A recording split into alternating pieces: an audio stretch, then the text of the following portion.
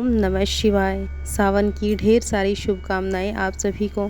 सावन का पहला दिन और पहला सोमवार व्रत भी है।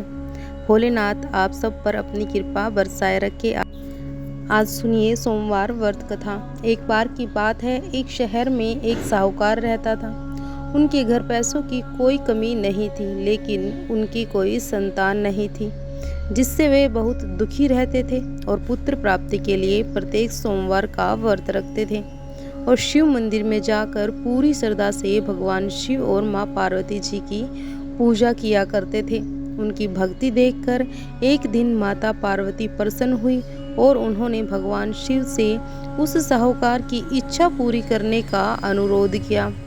पार्वती की इच्छा सुनकर भगवान शिव ने कहा कि हे पार्वती, इस दुनिया में हर प्राणी को उसके कर्मों का फल मिलता है और उसके भाग्य में जो कुछ भी है उसे भुगतना पड़ता है।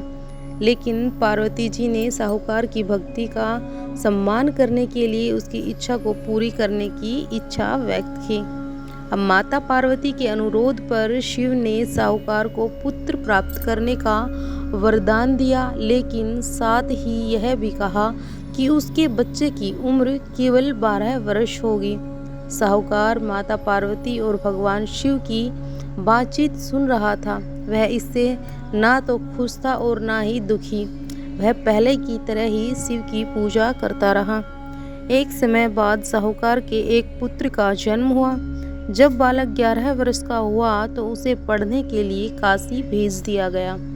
अब साहूकार ने बेटे के मामा को बुलाकर ढेर सारा पैसा दिया और कहा कि वह इस बच्चे को शिक्षा प्राप्त करने के लिए काशी ले जाए और रास्ते में यज्ञ करे। जहाँ कहीं भी यज्ञ किया जाता है वहाँ ब्राह्मणों को भोजन कराकर दक्षिणा दी जाती है।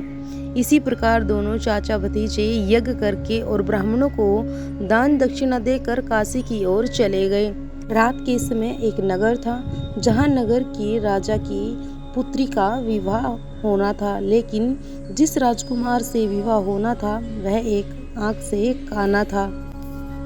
फिर राजकुमार ने इस तथ्य को छिपाने के लिए एक योजना के बारे में सोचा और साहूकार के बेटे को देखकर उसके मन में एक विचार आया। उसने सोचा क्यों न इस लड़के को दूल्हा बनाकर राजकुमारी से शादी करा दी जाए और शादी के बाद मैं इसे पैसे के साथ भेज दूंगा और राजकुमारी को अपने शहर ले आऊंगा। अब लड़की की शादी दूल्हे के कपड़े पहनाकर राजकुमार से कर दी गई, लेकिन साहूकार का बेटा ईमानदार था। उसने यह उचित नहीं लगा और मौका पाकर उसने राजकुमारी की चुन्नी के किनारे पर लिखा कि तुम्हारी शादी तो मुझसे हो गई है, लेकिन जिस राजकुमार के साथ तुम्हें भेजा जाएगा वह एक आंख का काना है। मैं काशी पढ़ने जा रहा हूँ। और राजकुमारी ने जब चुन्नी पर लिखी बातें पढ़ी तो उसने यह बात अपने माता पिता को बताई। अब राजा ने अपनी बेटी को विदा नहीं किया, जिससे बारात वापस चली जाती है।